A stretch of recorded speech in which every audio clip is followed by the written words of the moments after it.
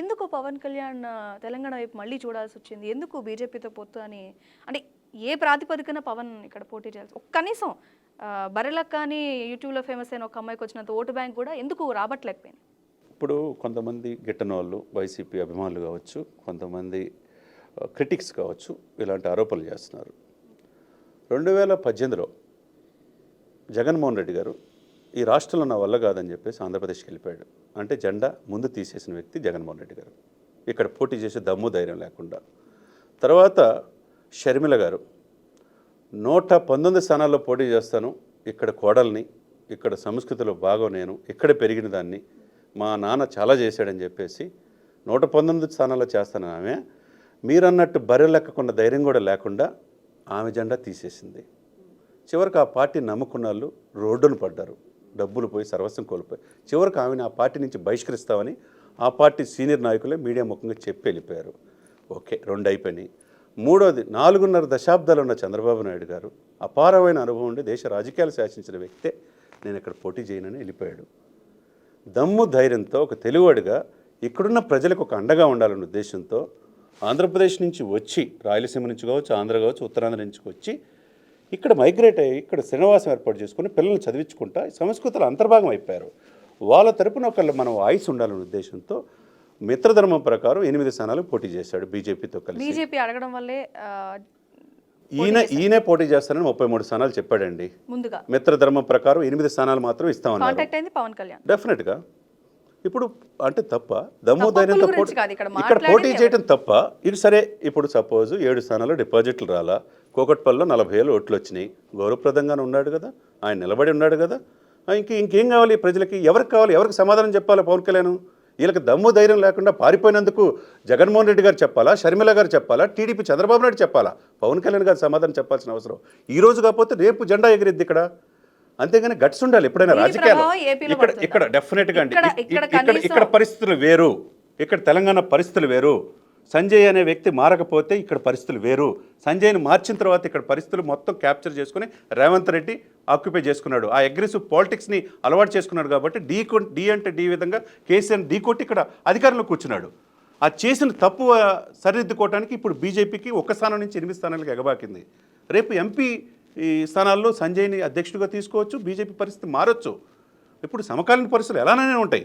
ఇప్పుడు పవన్ కళ్యాణ్కి పోయిందేమి లేదు, ఒక ప్రయత్నం అయితే చేశాడు, చేసిన దానికి అప్రిషియేట్ చేస్తున్నారు ఆంధ్రాలో ఉన్న ప్రజలు.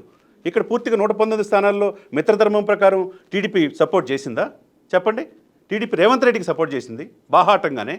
ఇక్కడ మిత్రధర్మం ప్రకారం కూకట్పల్లిలోనే సపోర్ట్ చేస్తే టీడీపీ మనస్ఫూర్తిగా కూకట్పల్లి అభ్యర్థి జనసేన బీజేపీ నిలబెట్టిన అభ్యర్థి గెలిచేవాడు. అది కూడా మిత్రధర్మం పాటించాల. టీడీపీ గురించి మనం ఇన్ని రకాలుగా మాట్లాడుకుంటే ఎంత స్ట్రాటజీ ఉన్నప్పటికీ కూడా సరిగా ఉండడం లేదు, కొంత రాజకీయ చిత్రతే వాడుతుంది అని మాట్లాడుతుంది. ఇలాంటి టైంలో అంత 40 ఏళ్ల అనుభవం ఉండి తన కొడుకును కూడా రాజకీయాలకు తీసుకొచ్చిన చంద్రబాబు ఎందుకు పవన్ని దగ్గర చేసుకుంటున్నారు, లోకేష్ని ఇద్దరిని సమానంగా? అంటే ఏంటి అంటే రేపు ఒకవేళ టీడీపీ వస్తే ఎవరు సీఎం, టీడీపీ ఓట్లు ఎటువైపు వస్తాయి? ఇలాంటి ప్రశ్నలకి ఇక్కడ మీరు చెప్పింది కరెక్టే. ఆంధ్రప్రదేశ్ ప్రజల్లో 3% ఉన్న ఒక సమాజ వర్గం వాళ్ళు ముఖ్యమంత్రి అయ్యారు, 14 సంవత్సరాలు పరిపాలించారు. సమాజ వర్గం పేరు చెప్పట్లేదు, అది తెలుసు జనాలకు కూడా. 9% ఉన్న వ్యక్తి ఈరోజు ముఖ్యమంత్రిగా ఉన్నాడు, మళ్ళీ ఆయన 10 సంవత్సరాలు పరిపాలించాలనుకుంటున్నాడు. మిగతా 89% సప్రెస్డ్ గ్రూప్స్ ఆంధ్రప్రదేశ్లో ఉన్నారు. అంటే బడుగు బలహీన వర్గాలు, సింగిల్ లార్జెస్ట్ కమ్యూనిటీ అయిన కాపు, తెలగ, బలిజులు 24% ఉన్నారు. వాళ్ళు రాజ్యాధికారులు రావాల్సిన అవసరం లేదా? ఎప్పుడు ఈ 2 అగ్రవర్ణాలే రావాలా అనేది ప్రజల్లో ఉన్నది. అది ఎప్పుడు వీళ్ళందరూ ఆల్టర్నేటివ్గా ప్రజల కోసం చూస్తున్నారు. మాకు కూడా పరిపాలన భాగస్వామ్యం కావాలి కానీ. అప్పుడు అన్ని కులాలు కలిపే సిద్ధాంతాన్ని తీసుకొచ్చి పవన్ కళ్యాణ్ ప్రజలకు దగ్గర అయ్యాడు. అదే సమయంలో చంద్రబాబు నాయుడు అనుభవం కావాలనుకుంటున్నారు. వీళ్ళిద్దరూ మ్యూచువల్గా ఒక విన్ విన్ సిచ్యువేషన్లో జగన్మోహన్ రెడ్డి ఎదుర్కోవాలంటే ఈ 2 పార్టీలు కలిసి వెళ్ళాలి.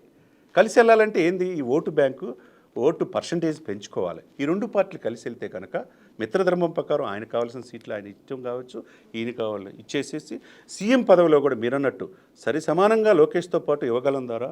ఇది ఈరోజు లోకేష్ పక్క నుండి, బాలకృష్ణ పక్క నుండి చంద్రబాబు నాయుడే ఆ రోజు రాజమండ్రిలో లీడ్ చేశాడంటే ఆ రోజు ఆ సమయంలో ట్రబుల్ షూటర్ పవన్ కళ్యాణ్. కాబట్టి మిత్రధర్మ ప్రకారం ఇచ్చిపుచ్చుకునే ధోరణి ఉంటుంది. చంద్రబాబు నాయుడు అపారమైన అనుభవం ఉన్నది, అది ఎవరు కాదనలేనిది. అదేవిధంగా పోరాట పటిమ జనసేనలో ఉన్నది. ఈ క్యాడర్ కలిస్తే కనుక ఇద్దరు మ్యూచువల్గా ఈ 5 సంవత్సరాల పరిపాలనా కాలాన్ని 2.5 years పవన్ కళ్యాణ్ ముఖ్యమంత్రిగా చేయొచ్చు, 2.5 years చంద్రబాబు నాయుడు లేకపోతే లోకేష్ ముఖ్యమంత్రిగా చేయొచ్చు. టీడీపీ మిత్రధర్మం నిజంగా పాటించే అవకాశాలు నమ్మలేని పరిస్థితి. ఏ విషయంలో? ఇంతకుముందు జరిగిన పరిణామాలు, తెలంగాణలో జరిగిన ఇంతకుముందు పరిణామాలను బట్టి చూస్తే అదే వాళ్ళు తెలుసుకోవాలి, వాళ్ళ క్లారిటీ రావాలి. ఎందుకంటే తెలంగాణ ఒకవేళ రాజకీయాలు రాకపోతే ఖచ్చితంగా మరి ఓటు బ్యాంక్ ని ఎలా తమ వైపు తిప్పుకుంటారు? అది అదే రాకపోతే మార్పు ఒకవేళ కోరుకుంటే మరి ఇటువైపు ఓటు బ్యాంక్ పడితే మళ్ళీ మీరు అన్నట్టు ప్రజల్లో మార్పు లేదు, పరిస్థితి మారాలి అన్నది జరగకపోతే చంద్రబాబు నాయుడు గారికి విషమ పరీక్ష. 4.5 దశాబ్దాలు ఉన్న చంద్రబాబు నాయుడు గారికి చాలా సీనియర్స్ అనుకునే వ్యక్తికి ఆయన జైల్లో పడినప్పుడు 55 రోజుల్లో ఉన్నప్పుడు ఎవరు బయటకు రాల, అధ్యక్షుడే సరిగ్గా ముందుకు రాల, భయపడిపోయారు క్యాడర్ మొత్తం. ఎప్పుడైతే పవన్ కళ్యాణ్ గారు కలిశారు తర్వాత అంటే వీక్ గా ఉన్నట్ట టీడీపీ అప్పుడు డెఫినెట్గా ఉంది, ఎందుకు డెఫినెట్గా ఉంది. ఎంత వైసీపీ అంత దూకుడుగా వ్యవహరిస్తుంటే కనీస ప్రతిపక్ష బాధ్యత వహించలేదు ఎందుకు? ఎవరు వహించలేదంటారు? టీడీపీ తరపున. టీడీపీ వహించలా. ఎప్పుడు పవన్ కళ్యాణ్ గారు వచ్చి ఆ భరోసా ఇచ్చిన తర్వాతే బయటకు వచ్చారు. 40 ఏళ్ల అనుభవం ఎక్స్పీరియన్స్ ఉన్న పర్సన్ ఏం చేయలేకపోయారు. ఏం చేయలేకపోయారు. పాపం లోకేష్ గారు యువగలందరూ ఒక నాయకుడికి గుర్తింపు పొందాడు. తండ్రి జైల్లో ఉన్నప్పుడు ఎలా కాపాడుకోవాలని పాపం ఢిల్లీ పెద్దలను కలిశాడు, అన్నీ చేశాడు. ఆయన వంతు ఆయన చేశాడు, కాదనలేదు. ఇక ఆ సమయంలో మిత్రధర్మ ప్రకారం పాటించినప్పుడు ఇక్కడ మీరన్న పాయింట్ ఆఫ్ వ్యూ ఎలా నమ్మాలంటే తెలంగాణలో పరిస్థితులు సపోర్ట్ చేయలా. మొత్తం రేవంత్ రెడ్డికి చేసింది అందరికీ తెలిసిన విషయం. ఇదే పరిస్థితి ఏపీలో రాదని గ్యారంటీ. ఏపీలో రాకుండా ఉంటే ఇలా భవిష్యత్తు బాగుంటుంది. వీళ్ళు కలిసి పోటీ చేయాలన్న నమ్మితే జనసేన టీడీపీకి సపోర్ట్ చేస్తుంది, టీడీపీ వాళ్ళు నమ్మితే జనసేనకు సపోర్ట్ చేస్తారు. వీళ్ళిద్దరు ఒకరికొకరు కొట్టుకున్నారు అనుకోండి, మళ్ళీ జగన్మోహన్ రెడ్డి గారు ఆంధ్రప్రదేశ్ ముఖ్యమంత్రి అవుతాడు, నో డౌట్ ఎట్ ఆల్. ఇక్కడ దీన్ని బట్టి అర్థమైందా నేను ఎవరి వైపు ఉన్నాను అనేది మీకు అర్థమైందా? ఇందా మీరు అన్నారు పవన్ ఏదో డబ్బులు ఇచ్చాడు నన్నని, దీనికి మీకు అర్థమవుతుందా? చాలా క్లారిటీ ఉందా? మీకుందా? మీకు అర్థమైందా? మీకు అర్థమైతే చాలు, ప్రజలకు అర్థమైంది. నాకు అర్థమైతే చాలంటారు.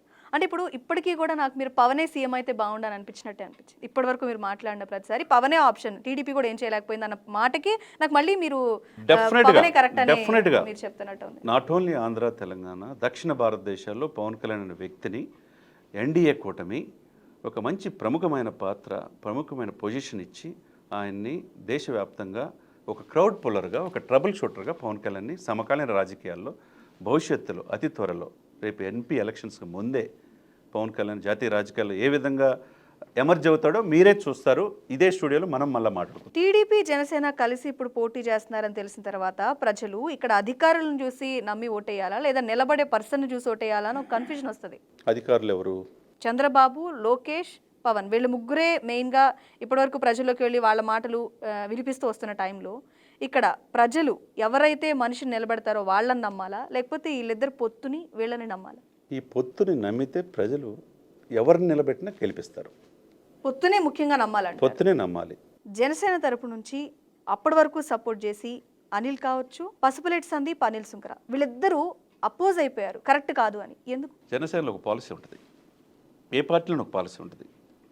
ఇప్పుడు ఈయనేమి అధికార పోస్టులో లేడు కదా, ఎవరు? దిలీప్ సుంకర.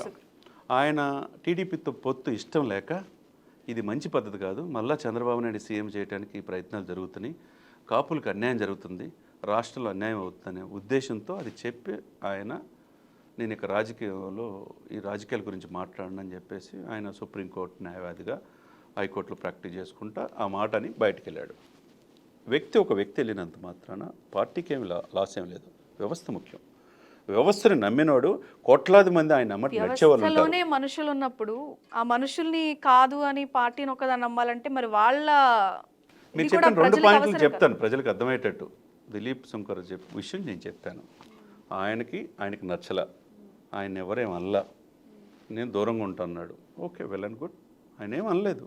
ఆయన పవన్ కళ్యాణ్ గారి జనసేన సిద్ధాంతాలని ప్రజలకి చాలా చక్కగా తీసుకెళ్ళిన వ్యక్తి. ఆయన ఎవరు గౌరవిస్తారు, ఇప్పటికీ పవన్ కళ్యాణ్ గౌరవిస్తాడు. అదేవిధంగా పవన్ కళ్యాణ్ కూడా ఆయన ఒక మాట అన్నాడు. కాకపోతే ఆయన టీడీపీతో పొత్తుతో వల్ల మనం లాస్ అవుతామనే విషయాన్ని ప్రజలకు రెండో విషయం చెప్తాను, మళ్ళీ మర్చిపోతారు. రెండో విషయం చెప్తారు. ఇంకొక వ్యక్తి పసుపులేటి సందీప్ రాయల్. ఆయన ఒక ఉద్యోగిగా 22 సంవత్సరాల వయసులో పవన్ కళ్యాణ్ పట్ల ఆకర్షితులై వాళ్ళ అమ్మగారు రాజకీయాల్లో కడపలో జనసేన కార్యకర్తగా ఉండి వచ్చాడు, ఆఫీసులో ఉద్యోగి, ఒక రిసెప్షనిస్టు. 7 సంవత్సరాలు ఆయన బాగా ఎదిగాడు. పార్టీలో అందరిని విమర్శించి ఇప్పుడు జగన్మోహన్ రెడ్డి గారు జెండా కండవ కప్పుకున్నాడు. వాళ్ళ యొక్క ఐ డ్రీమ్లో, సాక్షిలో రోజు 2-3 ఇంటర్వ్యూస్ పవన్ కళ్యాణ్ తిడతమే పరమావధిగా, పవన్ కళ్యాణ్ ఎలా వస్తాడో చూస్తాను అని చెప్పేసి అంటున్నాడు. అంటే పవన్ కళ్యాణ్ని దగ్గర నాకు అందరికంటే ప్రయారిటీ ఇచ్చాడు. నాకు వచ్చే 25,000తో పాటు ఇంక్రిమెంట్ విషయంలో కూడా అందరికి 10,000, 15,000 ఇస్తే నాకు 70,000-80,000 ఇచ్చేవాడు, నాకు తండ్రిలా అంటాడని ఇదే వ్యక్తి ఇంటర్వ్యూలో చెప్పిన ఆ వ్యక్తి, అంటే వ్యక్తి మీద విమర్శ ఇది. ఆ వ్యక్తి వ్యవస్థ మీద, వ్యవస్థ నడిపే నాయకుడి మీద విమర్శించి వెళ్ళిపోతే, అంటే నువ్వు సివిల్ సర్వీస్ చదివేవాడివి, గ్రూప్ 1 ప్రిపేర్ అయ్యేవాడివి, నీకు అది ముఖ్యమా పవన్ కళ్యాణ్ ముఖ్యమని నువ్వు తేల్చుకోలేక పవన్ కళ్యాణ్ గారితో వెళ్ళి అక్కడ నువ్వు వాలంటీర్గా నువ్వు వెళ్ళావు. నీకు జీతం ఇచ్చి పెట్టుకున్నాడు, నువ్వేం వాలంటీర్గా చేయలా, స్వచ్ఛంద సేవకుడేం కాదు నీకు. అక్కడ ఉన్న రుక్మిణియో లేకపోతే నాదెండ్ల మనోహర్నో లేకపోతే పవన్ కళ్యాణ్ నువ్వు ఎలా రాజకీయం చేస్తావు, నువ్వు ఎలా అసెంబ్లీ అడుగు పెడతావని నీ వయసు ఎంత, నీ స్తోమత ఎంత, నువ్వు ఆయన్నే ప్రశ్నించే వ్యక్తివా? నన్ను దమ్ము ధైర్యం లేదు, నన్ను ఎదుర్కొనే వ్యక్తి నా వెనక నుంచి ఇచ్చేస్తే సరిపోయింది, నాకేమైనా పవన్ కళ్యాణ్ అంటున్నాడు. రేపు ఆయన ఎవరైనా చేసేది ఉంటే వైసీపీ వాళ్ళు చేస్తారు, వైసీపీ వాళ్ళు చేసి పవన్ మీద నెడతారు. పాపం తెలియకుండా మాట్లాడకూడదు. యాజ్ ఎ లాయర్గా నేను సలహా ఏంటంటే, ఆయన చెప్తుంది ఆవేశంతో ఒకప్పుడు 7 సంవత్సరాలు నీకు భోజనం పెట్టినాడు పవన్ కళ్యాణ్. ఎవరిని ఒప్పించే వ్యక్తి కాదు.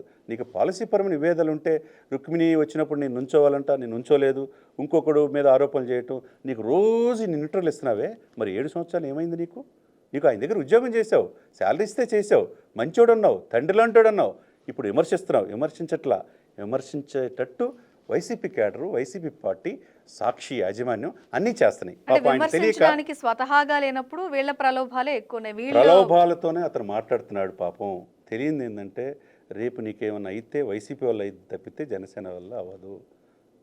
అది పాపం దృష్టిలో పెట్టుకోవాలా. ఆయన యొక్క ఉన్నతమైన భవిష్యత్తుని, వాళ్ళ అమ్మగారి యొక్క రాజకీయ జీవితాన్ని వీళ్ళు వైసీపీ వాళ్ళు ఇప్పుడు ఆడుకుంటున్నారు పాపం వాళ్ళని. పాపం ఆ పావు దాంట్లో చిక్కి విలువలాడుతున్నాడు పాపం. ఆయన రియలైజేషన్ అయితే మంచిది. కాబట్టి ఆయన తెలుసుకోవాల్సింది ఏంటంటే, ఏ వ్యక్తులు ముఖ్యం కాదు ఇక్కడ, వ్యవస్థ ముఖ్యం, వ్యవస్థ నడిపే వ్యక్తి ముఖ్యం, వ్యవస్థ నడిపే వ్యక్తి క్రెడిబిలిటీ ముఖ్యం.